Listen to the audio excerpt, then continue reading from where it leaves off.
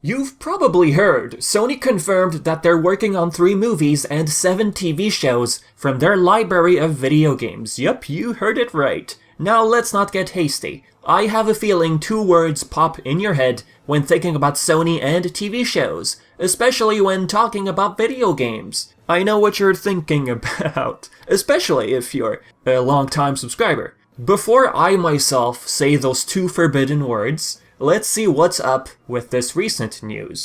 This news originates from a website called MediaPost. Once this went up, many news media outlets such as IGN, GameSpot, went on to cover this news, so naturally this gets people even more curious. Sony Pictures' Tony Vinciquerra, Chairman and Chief Executive Officer, had the following statement. "We have no specific plan yet, but we have a program within the company called One Sony. You'll be seeing a lot more integration of Sony companies together. One Sony.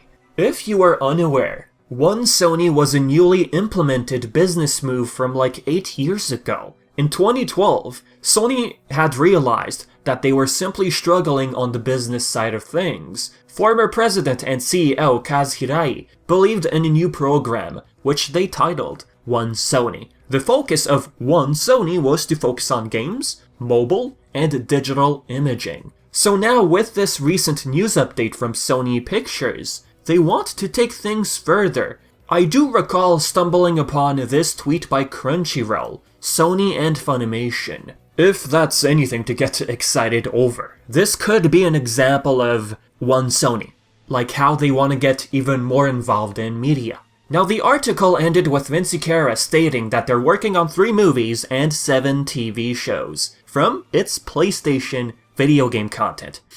Yeah, I am curious. This isn't the first time that we get news like this in relation to video game, film, and TV media related content. Remember, back in May 2019, Sony announced its brand new media division, PlayStation Productions. Its purpose? To focus on IPs that have movie TV show potential. PlayStation Productions was to be handled by Asad Kizilbash and to be overseen by Shawn Layden, who is now former chairman of Sony Interactive Entertainment. That you already wonder. With Shawn Layden having stepped down as chairman, which was by the way announced at the end of September 2019, and with Sony Pictures acting as a distributor for PlayStation Productions, are we to believe that PS Productions will still play a pivotal role in all this? PlayStation Productions, who had believed they would solely handle their own IP without outsourcing them to different companies. Example of outsourcing: the bombed at the box office Ratchet & Clank movie, which was handled by Rainmaker Entertainment and Blockade. So, is this PlayStation Productions division still relevant?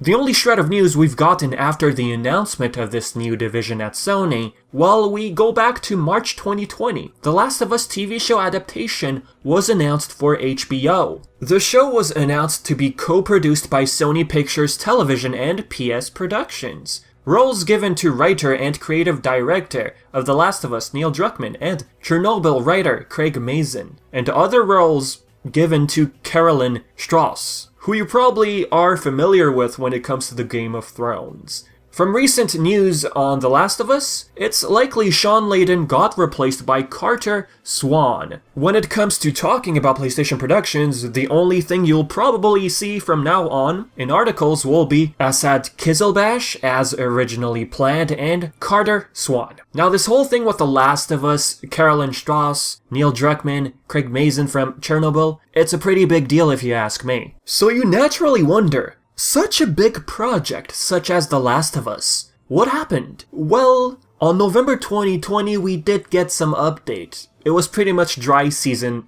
up until November 2020. By then, it was apparent that The Last of Us was still wanted by HBO. The deal for the show still stands. In other words, PlayStation Productions is still interested in going forward.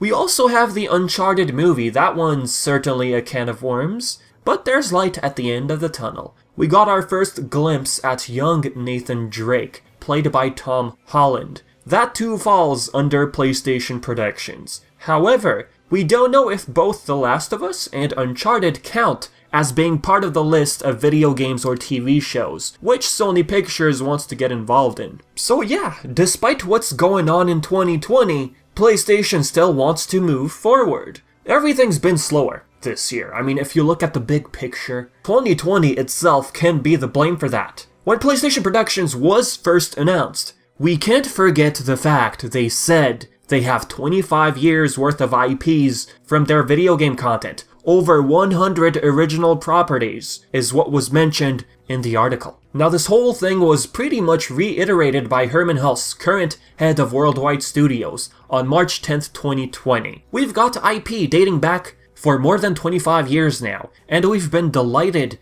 to find quite a few PlayStation fans among these film and TV creators. What I've also come to understand is that our IP is perfectly suited to adapt to linear storytelling. There's a lot more to come on PlayStation Productions, but that's what I can tell you now. So yeah, PlayStation Productions, I think I probably said the same word 30 times in the video now. Yeah, as I was saying, PS Productions is still a thing. With time, we should be getting new announcements. Back to the news update. Sony Pictures chairman also explained that they want to step away from the day and date type of delivery for movies and TV shows. What this means, with 2021 on the horizon, they want to stick to the traditional formula as much as possible. Have a theatrical release and proper window between the theatrical release and streaming, albeit shorter window of 30 days, compared to the typical 45 to 90 days. Sony Pictures believes that 30 days is adequate amount of time for marketing the movie in theaters and home entertainment afterwards. Sony Pictures then compares the Warner Bros., how they decided to handle their own catalog of media content. A hybrid exhibition model, they call it. The option to see in theater or stream it on HBO Max for 30 days. Since movie theaters will have limited capacity, and pretty much some people just don't want to go to theaters yet, well, Warner Brothers decided to give consumers flexibility. Afterwards, they go back to the regular, Blu-ray releases and everything. This is a model Sony Pictures doesn't want to follow, hence the traditional method they want to stick to. Even if movie theaters only allow a limited capacity nowadays, they want to shorten the typical theatrical release window, have the movie stay in theaters for 30 days, market that, and then allow people to stream it afterwards. That's what I personally understood from Vince Cara's statement. For those who've been following me for a long while now, you're probably wondering about the status of the two forbidden words, Sly Cooper. Well, in this case, 4 words, Sly Cooper TV show. Yep, that. Last thing I recall from that one, first, it was rumored that Technicolor, originally the third-party company to handle Sly Cooper, well, the rights, went back to Sony. If we add the fact that PlayStation Productions wants to handle their IPs themselves going forward, it's possible Sony noped the heck out and took back Sly Cooper from that third-party company. It's possible Sly Cooper is now being handled in-house at Sony, under PlayStation Productions. Another rumor, Screen Mix randomly tweeting about something Sly getting announced. It's probably something this Middle Eastern-based media magazine company heard from their insiders. And knowing what this company is all about, television media, people naturally jump to the conclusion that they're talking about the Sly Cooper TV show. If Sly ever gets to see the light of day via the TV show, is the TV show part of the 7 TV shows now planned by Sony? Who knows? Does this mean there's still hope for Sly Cooper? Again, who knows? The last thing I want to do right now is to get your hopes too high, so I'm just gonna leave it at that. Here's something I'm gonna throw out there. With Ratchet & Clank a vital IP at this point, this is something Sean Layden had stated after Sony acquired Insomniac Games, they could be like, hey, since Ratchet & Clank is selling now, and we have Rift Apart on the PlayStation 5, which is an upcoming game, anticipated for 2021, let's make a Ratchet & Clank TV show instead. Think about this. If the Ratchet & Clank movie was so bad numbers-wise, why did Sony say yes to Sly Cooper going the TV show route? Sly was also planned as a movie initially, by the way. The voice of Sly in that teaser wasn't even the usual voice of Sly Cooper, Kevin Miller. The Sly movie was planned by the same exact company behind Ratchet & Clank. So, logic states that since Ratchet & Clank performed badly, they scrapped the movie, but for some reason, Sony had seen potential in Sly enough to try and give it a TV show treatment. But look where we are. We have no clue what's going on with Sly Cooper. Brad Foxhoven over on Twitter, head of Blockade, the company who was part of the movie production originally, well, he can't say nothing even if he's no longer involved, due to NDA.